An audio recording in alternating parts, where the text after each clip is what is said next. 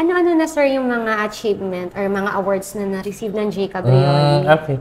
So, aside dun nga sa hobby competition that I won second runner-up sa Flores Laguna in EK in Enchanted Kingdom. So, out of 25, so may top 5, so I was part of it. Wow. So, 5 winners kasi. So, we won then.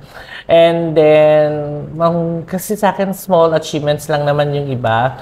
Ang I was stopped by MUPH to dress up Alexandra Rosales for Sultan Kudarat. Nung nasa Sultan Kudarat siya, she's wearing my creation, and then nung nasa Boracay siya. And nagmutya ng Pilipinas na rin kami. Nagdanit na rin. And then Mr. World. Nung ginanap dito yung Mr. World, that was 2019, before pandemic, I dressed up Mr. Honduras and Luxembourg. So, yun lang. Yung mga achievements na achieve ko. And then, dito nga. Kasi hindi lahat nabibigyan ng chance na i-flex yung design. Yes, and I'm so fortunate to have that. Tapos sa mga awards naman, so yung mga... Tsaka yung manalo, kasi maraming nagko-compete.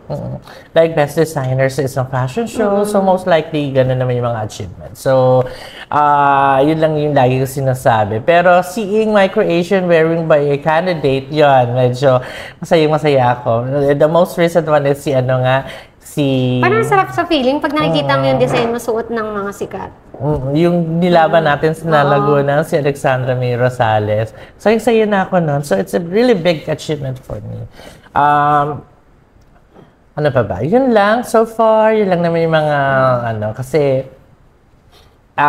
it's an award, may trophy ka man o wala. As long as you're doing your part as a designer, it's a fulfillment, and it's an achievement. As long as ini-enjoy mo rin ang ginagawa mo. And then soon, syempre, isang magiging achievement ko, I will be dressing you up, diba? Showcasing mo yan. So, excited ako doon. So, later on, sabihin ko na lang yung mga, yung mga needed para at least before your next shoot, so at least makakapamili ka ng susuotin.